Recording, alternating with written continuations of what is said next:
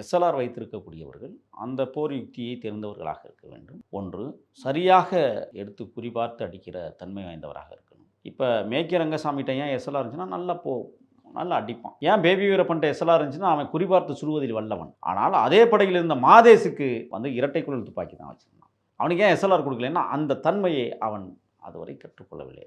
McKim Rangasamy சுட்டுக் கொல்லப்படுகிற போது மேக்கியத்திடம் இருந்த எஸ்எல்ஆர் அவன் கொண்டுட்டு ஓடிட்டான். நம்மளை எப்படி இன்னைக்கு போட்டுருவாங்க அப்படின்ட்டு. அவன் அந்த காடுகளுக்குள்ள போய் சுற்றி வளைச்சி பிடிச்சி கொண்டு வந்து முதல்ல அவன்கிட்ட துப்பாக்கியை தான் பறிமுதல். அவன் ஒரு இடத்துல போய் உட்காரும்போது தான் குறிபார்த்து அடிக்கிறார்.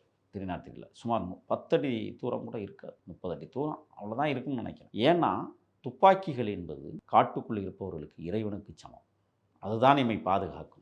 ரொம்ப கவனமாக இருக்கணும். சென்ட்ரிங் போடுறோம் அப்படின்னு சொன்னால் எல்லை காவல் அந்த துப்பாக்கியில் எப்போதுமே லீவர் ஆன்லே இருக்கும். தொட்டம்னா அடிச்சிடும் அப்படிங்கிற நிலைமையில தான் வச்சுருக்கோம். ஏன்னா எல்லை காவல் என்பது மிக முக்கியமானது. ஆக துப்பாக்கிகள் யார் எதை வைத்திருக்க வேண்டும் என்பதை அவர்கள் எடுத்த பயிற்சியின் முறையின் அடிப்படையில் கொடுக்கப்பட்டது.